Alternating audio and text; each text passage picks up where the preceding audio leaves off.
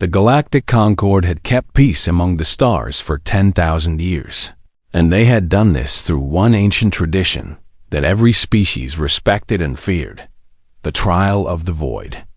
This trial took place on a dead moon called Kethver, a barren rock floating at the edge of known space where nothing lived and nothing grew.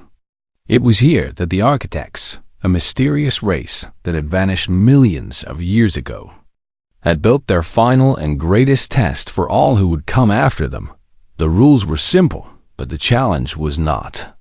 Any species that wanted a seat on the High Council, the ruling body that governed 10,000 worlds, had to send a champion into the trial, and that champion had to survive whatever waited inside. No one knew exactly what the trial contained, because no champion had ever returned whole enough to explain it clearly. Some came back broken in their minds, others came back as corpses, and a few simply never came back at all, but the Krethri were determined to try. The Krethri were a species built for war and nothing else. They stood 7 feet tall on average, their bodies covered in scales as black as the void between stars and harder than the strongest metals known to science. Their claws could tear through ship hulls, and their teeth could crush bone like it was dry bread. For 300 years they had conquered system after system, bringing 12 worlds under their control through blood and fire and the screams of their enemies.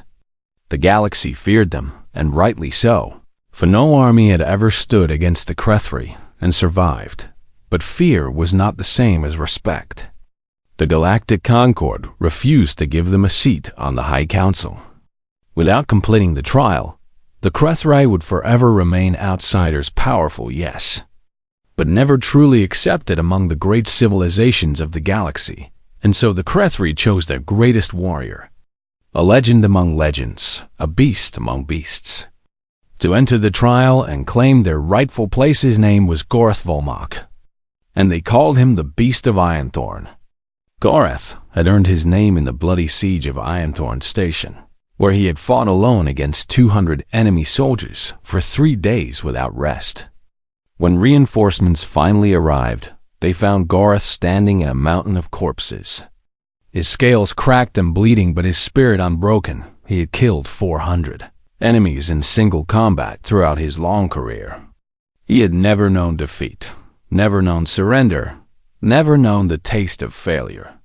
His own people worshipped him as a living god of war, and his enemies whispered his name like a curse. If anyone could complete the trial, surely it was Goreth. The ceremony before the trial was grand and terrible. 1,000 Krethver warriors stood in perfect rows on the surface of Kethver, their scales gleaming under the light of distant stars.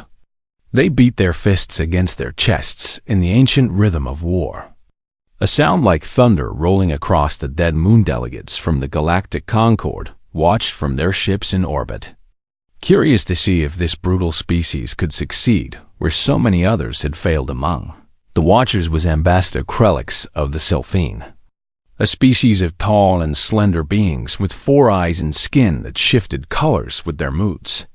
His people had sent their greatest champion into the trial 50 years ago, a mime lord named Vethel, who could kill with a thought and read the memories of the dead. Vethel had emerged from the trial 3 days later, his mind shattered beyond repair. He spent his remaining years in a medical facility, staring at walls and whispering about the silence until his body finally gave up. Indeed, Krelix watched Goreth march toward the ancient gateway with something like pity in his 4 eyes. He had seen this before, the confidence of warriors who believed their strength could overcome anything. They were always wrong. The gateway itself was a simple arch of dark metal, covered in symbols that no living being could read. It stood alone on the moon's surface, connected to nothing, leading nowhere that any sensor could detect. But when a champion stepped through, they vanished, pulled into whatever dimension or reality the architects had created so long ago. Goreth stopped before the gateway and turned to face his people one last time.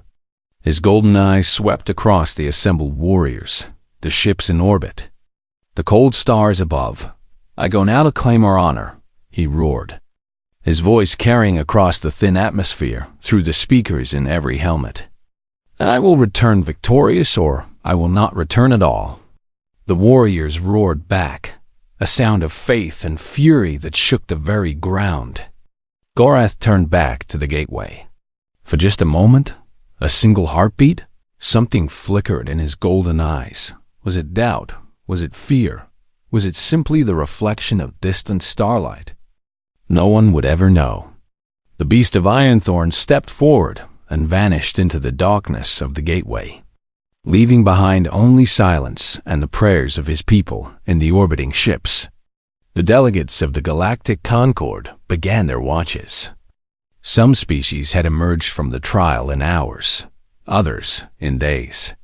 The longest anyone had survived inside was 26 days, and that champion had come out completely insane. Surely the mighty Gorath would return soon, they thought. Surely his legendary strength and will would carry him through whatever the trial contained. Dambasta Krelix was not so certain. He had studied the history of the trial extensively, and he had noticed something that troubled him. Every species that had attempted the trial shared one thing in common. They were all warriors, conquerors, beings who defined themselves through conflict and victory, and every single one of them had failed. The Silthine had failed. The Varax Hive had failed. Even the immortal Eldrani, beings of pure energy who had existed since the birth of the first stars, had failed. What was it about the trial that broke the strongest beings in the galaxy? Krelix did not know the answer, but as he watched the empty gateway on the moon below, he felt a chill run through his slender body. Whatever waited inside that trial, he suspected, was not something that strength alone could overcome, and if the beast of Ironthorn could not succeed, who in all the galaxy possibly could? Gorath expected many things when he stepped through the gateway. He expected monsters to fight, puzzles to solve, traps to survive, enemies to crush beneath his claws. What he found was nothing.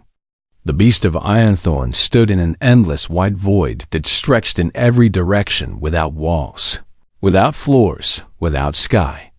There was nothing to see, nothing to hear, nothing to smell, nothing to touch, except the strange surface beneath his feet that looked like nothing but felt solid. He spun around, searching for the gateway he had entered through, but it was gone. There was only white, perfect and empty and eternal, surrounding him on all sides like a prison made of light.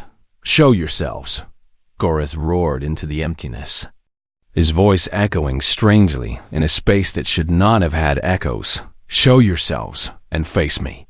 Nothing answered. He waited for his enemies to appear, his muscles tense and ready, his claws extended for battle. Minutes passed, then hours, and still nothing came. Fine, Gorath thought. If they would not come to him, then he would go to them. He picked a direction at random and began to walk. His powerful legs carried him forward at a pace that would have exhausted most species in minutes. He walked and walked until his internal clock told him that 6 hours had passed. The scenery had not changed at all. He was still surrounded by the same endless white void, still standing on the same invisible floor, still utterly alone. It was as if he had not moved at all, as if the void itself was moving with him, keeping him trapped in its center. For Evergirth felt the first stirring of unease in his chest, but he pushed it down. This was just another challenge, another test of his will and endurance. He had survived worse things than an empty room. He began to run. The beast of Ironthorn could run at speeds that would shame most vehicles. His legs pumped like pistons, his scales cutting through the air, his breath coming in great powerful gasps as he pushed himself faster and faster. He ran for 12 hours straight without stopping. When he finally collapsed from exhaustion, he looked around and saw the same thing he had always seen, nothing but white in every direction. Mocking him with its perfect emptiness, Gorath screamed in rage and frustration. He clawed at the invisible floor until his claws ached. He beat his fists against the nothingness until his knuckles cracked and bled. The void did not care. Days began to pass, though Gorath could only guess at the time. There was no sun to mark the hours, no stars to navigate by, no change in the light that might tell him if it was day or night. He tried to maintain his discipline. He exercised. He recited the battle prayers of his ancestors. He practiced his combat forms against imaginary enemies, but there were no enemies. There was nothing to fight, nothing to overcome, nothing to defeat. The void offered no resistance, no challenge, no purpose. And without purpose, Gorath began to lose himself. On what he thought was the seventh day, he started talking to himself. At first it was just tactical analysis, planning how he would escape. But soon it became something else, conversations with people who were not there. Arguments with ghosts, confessions whispered into the uncaring void on the 10th day. He stopped exercising. What was the point of staying strong when there was nothing to be strong against? On the 12th day, he stopped eating the rations he had brought. Hunger seemed meaningless in a place where nothing else had meaning. The Krethri were a species forged in the fires of conflict. Their entire culture, their entire sense of self, was built around the idea of struggle and victory. From the moment of their birth, they were taught that life was battle, and the only worthy death was death in combat. But here in the void, there was no battle. There was no enemy to hate, no challenge to overcome, no victory to achieve. There was only silence and emptiness and the slow, terrible erosion of everything Gorath thought he knew about himself. Who was he without an enemy to fight? Who was he without a war to win? The answer, Gorath discovered, was horrifying. He was no one. His identity had been built entirely on external things. His victories, his conquests, his reputation, the fear he inspired in others. Take all of that away, and what remained was just a scared and confused creature who did not know how to simply exist on the 15th day. Gorath began to forget things. Small things at first, like the names of soldiers he had fought beside. But then larger things, the color of his homeworld sky, the sound of his mother's voice, the face of his first love. The void was erasing him, piece by piece. On the 18th day, the beast of Ironthorn, the Unbroken, the conqueror of worlds, sat down on the invisible floor, wrapped his massive arms around his knees, and wept like a hatchling had faced armies without fear. He had walked through fire and blood and death without flinching. But this nothingness, this absence of everything that made life worth living, this he could not endure. The days blurred together after that. Gorath stopped counting, stopped caring. He lay on the floor of the void and stared at the white ceiling that was also the white walls, that was also the white floor. And he felt himself dissolving into it somewhere in the back of his fading mind. He remembered that there was an exit. The gateway he had entered through would reappear if he wanted to leave. If he admitted defeat for a long time, days perhaps, or weeks, he refused to consider it. A Krethri warrior did not surrender, did not retreat, did not admit failure, but Gorath was no longer sure he was a warrior anymore. He was no longer sure he was anything at all.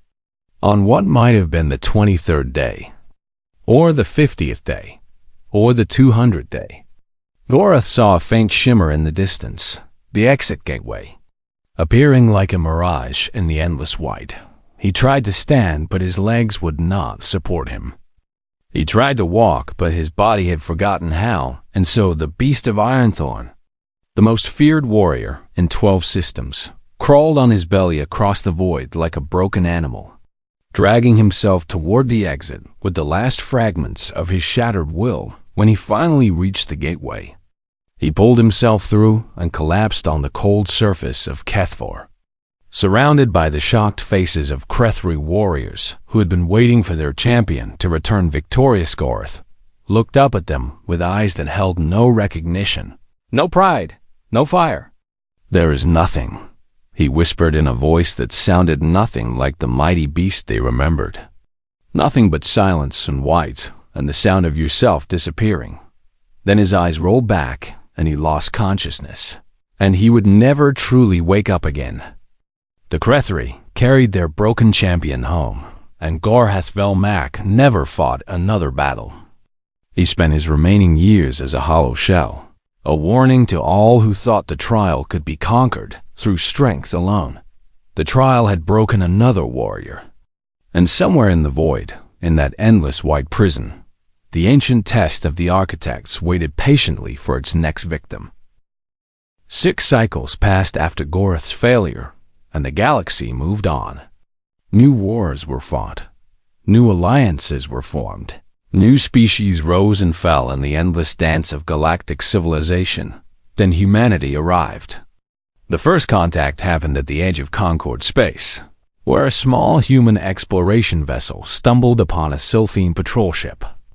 The meeting was awkward and confusing, filled with translation errors and cultural misunderstandings.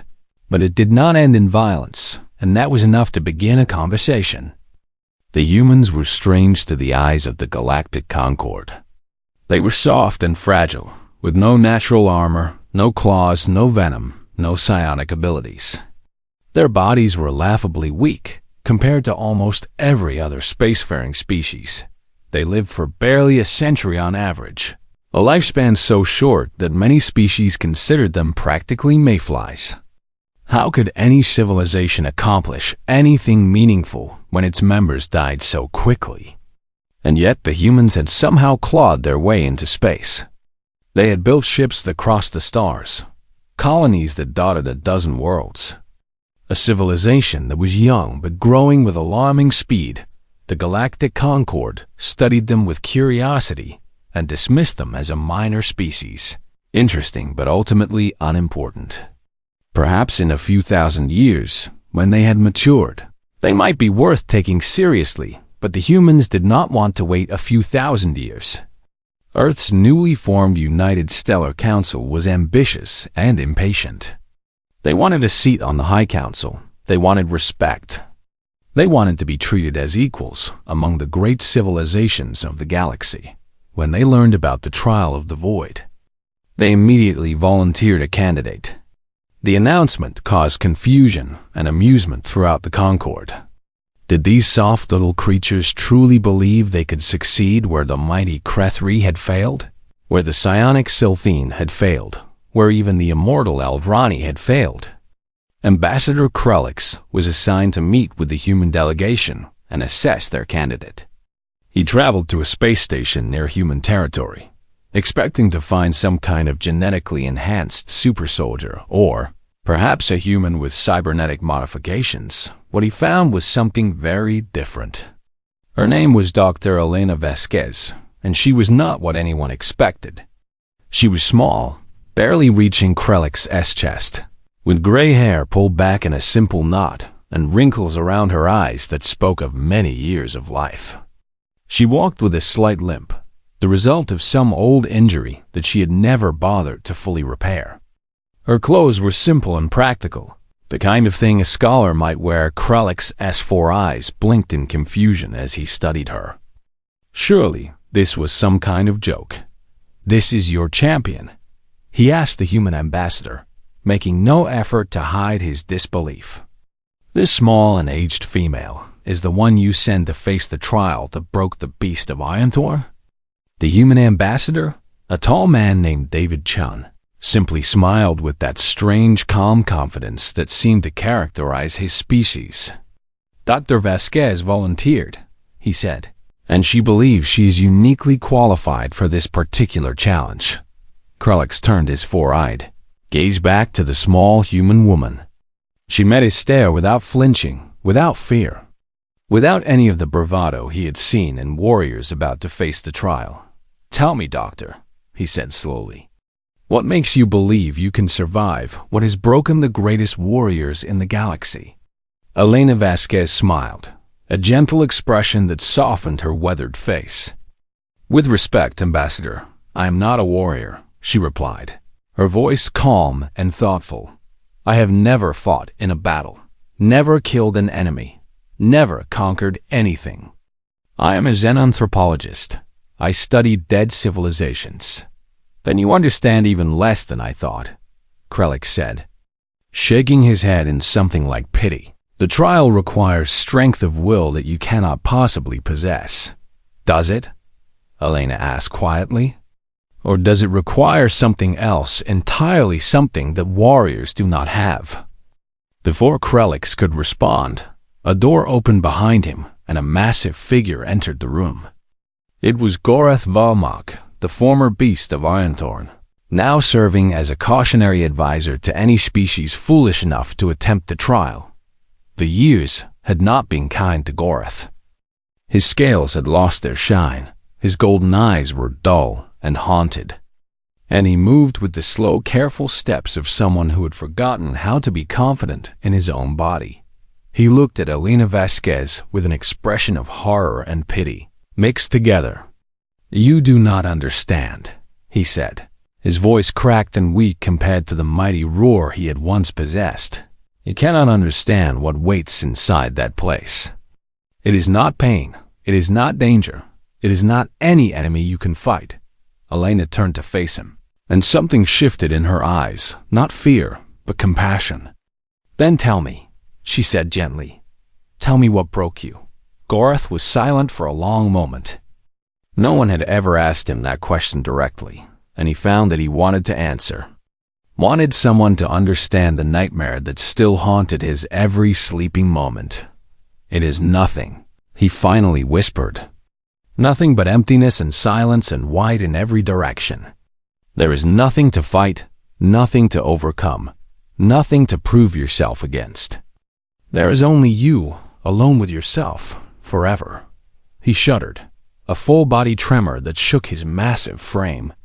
"And when there is nothing else," he continued, "you discover that you are nothing too.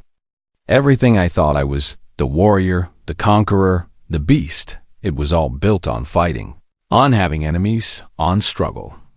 Take that away, and I disappeared." Elena nodded slowly, as if this was exactly what she had expected to hear. "I understand," she said, "and I am sorry for what happened to you. Truly sorry. But I think the trial was designed for a different kind of species than yours."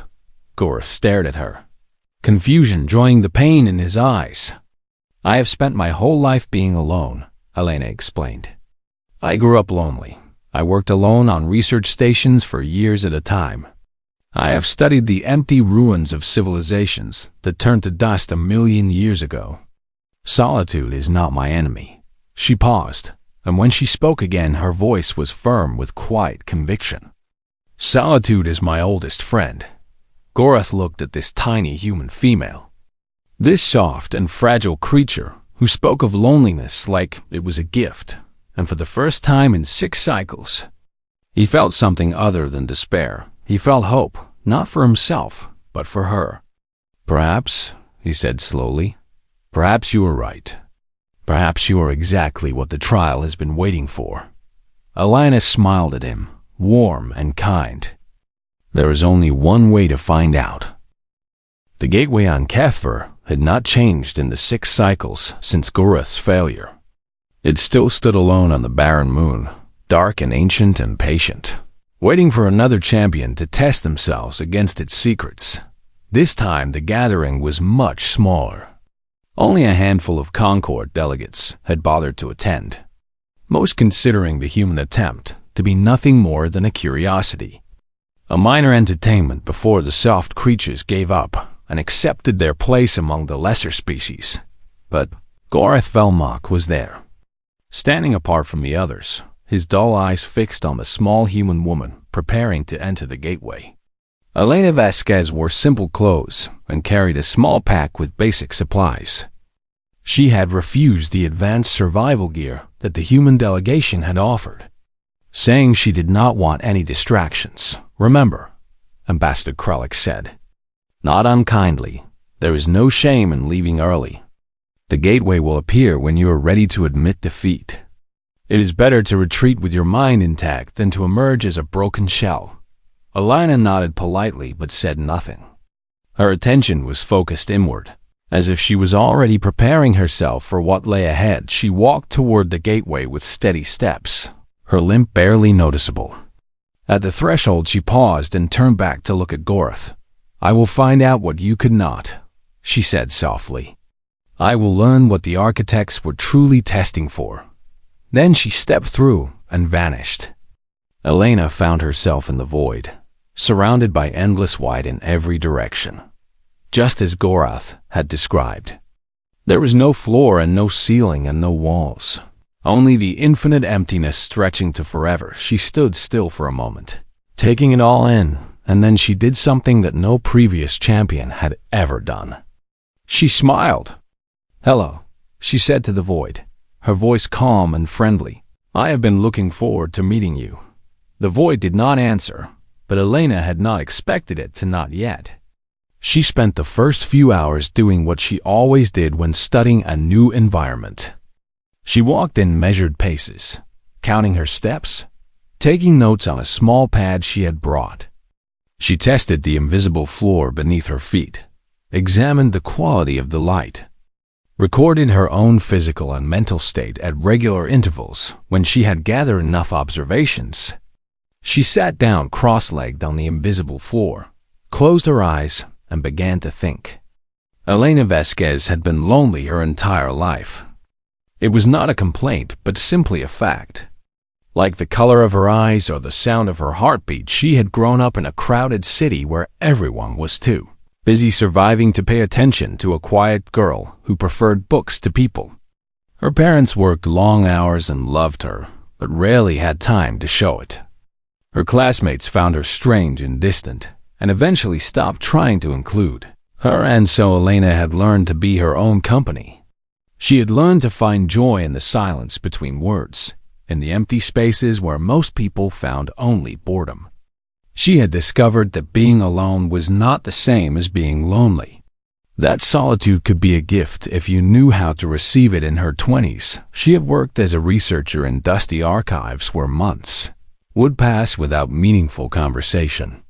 In her 30s, she had lived on a solo space station, orbiting a dead world, cataloging the ruins of a civilization that had vanished 1,000,000 years before humans learned to walk upright. In her 40s, she had traveled to the edges of known space, studying the remnants of species that had turned to dust when Earth's sun was still young. She had spent more time alone than most beings could imagine. And she had not just survived, she had thrived. The void surrounded her with its emptiness, and Elena filled that emptiness with herself. She recited poetry she had memorized as a girl, long verses about love and loss and the beauty of rain on ancient stone. She mentally composed letters to her grandmother, who had died 20 years ago, telling her about all the wonders she had seen among the stars. She worked through mathematical proofs she had been thinking about for months, letting the equations dance in her mind like music. When she grew tired of thinking, she exercised. Simple stretches and movements that her physical therapist had taught her for her bad hip. The void did not care about her hip, but Elena cared about her body, and that was enough. When she grew tired of exercising, she slept. She had no tent and no bed, just the invisible floor and the white light. But Elena had slept in worse places, and her dreams were her own days past. She thought perhaps 10, perhaps 15, and Elena settled into a rhythm that was comfortable and familiar. This was not so different from her years on the research station, really, just emptier and whiter. But on what she estimated to be the 40th day, Elena made a discovery.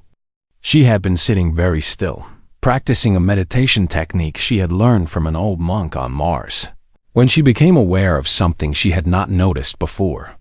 There was a vibration in the void, so faint that it was almost imaginary. A hum at the very edge of perception. She pressed her palm flat against the invisible floor and held her breath. And there it was, a pulse, like a heartbeat. Coming from somewhere deep below, the void was not empty after all. Elena laughed out loud, a genuine sound of delight that echoed strangely in the endless white. "Oh, you clever things," she whispered to the architects who had built this place so long ago. This was never a test of endurance at all. You were waiting to see if we would be patient enough to listen. She pressed both palms against the floor and began to hum, matching the frequency of the pulse as closely as she could. She hummed for hours, adjusting her tone, searching for the right note, and then, suddenly, the void answered. The white space around her began to shimmer and shift. Colors appeared at the edges of her vision, patterns she had never seen before. Beautiful and alien and ancient beyond measure, a shape materialized before her, not solid, not real, but something like a memory made visible. It was one of the architects, or at least what they wanted her to see.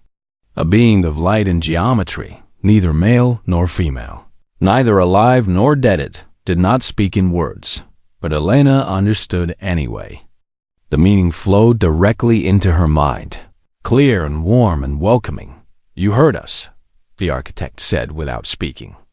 "You were patient enough to stop fighting and simply exist. And in that stillness you found what all the warriors missed." "What is this place?" Elena asked. "What were you really testing for?" "We built the trial to find species worthy of inheriting our knowledge," the architect replied. "But worthiness is not measured in strength or conquest. It is measured in the ability to be at peace with oneself, to find meaning without conflict, to exist in silence without losing who you are. The warriors failed because they had never learned to simply be," Elena said, understanding flooding through her. Yes, they knew only how to struggle, and when there was nothing to struggle against, they had nothing left. "But your kind, you humans, you have learned the art of solitude, the gift of quiet, the peace of being alone without being empty." The architect extended something toward her, a small crystalline object that glowed with inner light. "Take this gift to your people. It contains the wisdom we gathered across 1 billion years. Star maps, technologies, philosophies, everything we were, given to those who proved worthy of receiving it." Elena reached out and took the crystal, and it was warm in her hands like a promise. "Thank you," she whispered. "No," the architect said as it began to fade. "Thank you for finally hearing what we have been trying to say for 10,000 years." The gateway on Kefver had been silent for 63 days, and most of the Concord delegates had given up watching long ago. The human woman was surely dead or mad by now, lost forever in the endless white void like so many champions before her. Only a handful of observers remained. Ambassador Krelix, who had grown curious despite himself. A few human officials who refused to abandon hope. And Gorth Velmok, who had not moved from his position near the gateway since Elena entered. Gorth did not know why he stayed. Perhaps it was guilt for not warning her more strongly. Perhaps it was a desperate need to see someone else fail so he could feel less alone in his brokenness. Or perhaps, just perhaps, it was a tiny spark of hope that he could not quite extinguish. And then, on the 63rd day, the gateway began to glow. The observers scrambled to their feet, sensors and recording devices activating across the moon's surface. No one had ever survived inside the trial for 63 days. No one had ever emerged after more than 30 without being completely destroyed. The light intensified, swirling with colors that had never been seen before, patterns that seemed to dance at the edge of meaning. And then a figure stepped through, small and gray-haired and walking with a slight limp. Elena Vasquez had returned. She was thinner than before, her clothes hanging loose on her frame, and there were new lines on her face that spoke of the time she had spent in that endless place. But her eyes were bright and clear, filled with a peace that none of them had ever seen in someone who had faced the trial. And in her hands, she carried a small crystal that glowed with soft inner light. "By the ancestors," Ambassador Krelix whispered, his 4 eyes wide with shock. "She has the architect's gift." She actually completed the trial. Gara stared at the human woman as she walked calmly toward the gathered observers. His broken mind struggled to process what he was seeing. This impossible thing that could not be real. She had done what he could not. She had faced the void and found something other than madness. The trial, Elena announced to the stunned assembly, her voice tired but strong, was never about strength or endurance or the ability to fight. It was about something much simpler and much harder, the ability to be alone with yourself, truly alone, and not lose yourself in the process. She held up the crystal for all to see. The architects wanted to find species who could exist in peace, who could find meaning without conflict, who could sit with silence and hear what it had to say. Warriors failed because they defined themselves by their enemies, and when there were no enemies, they had no definition left. Ambassador Kralik stepped forward, his color-shifting skin pale with astonishment. "But how?" he demanded. "How did you survive what broke our greatest champions? You are small and weak and old, no offense intended. How could you possibly have the strength of will to endure 63 days in that place?" Elena smiled gently at him. "Because I was not trying to endure," she said. "I was not fighting the void or resisting the silence or struggling against the emptiness. I was simply being myself, the same way I have always been myself, alone and quiet and at peace." She turned to look at Gorath, who stood frozen like a statue carved from dark stone. "Your people are warriors," she said softly, "and there is honor in that. But warriors need something to fight, and when you took that away, you took away everything they knew about themselves.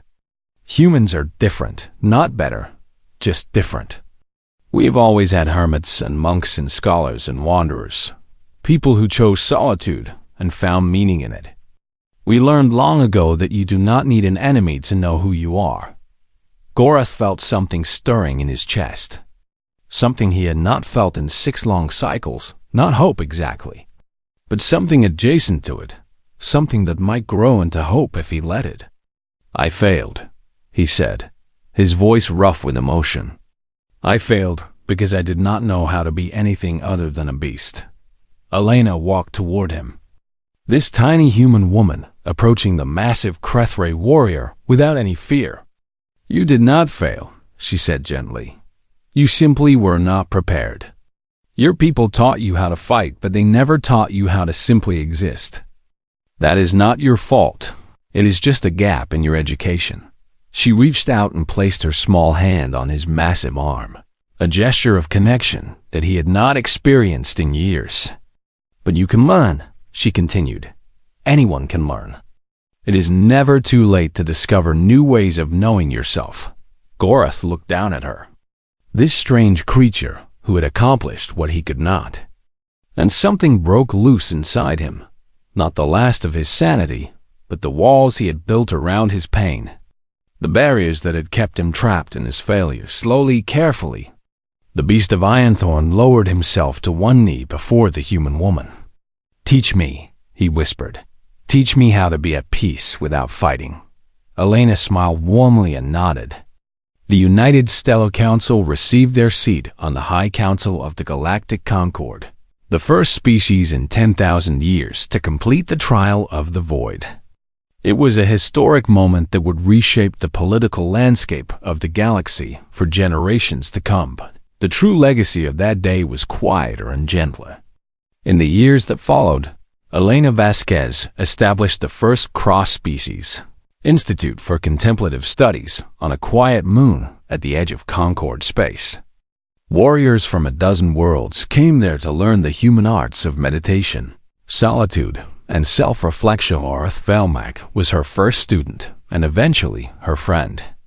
He never fully recovered from what the trial had done to him, but he learned new ways of being that did not require enemies or conquest.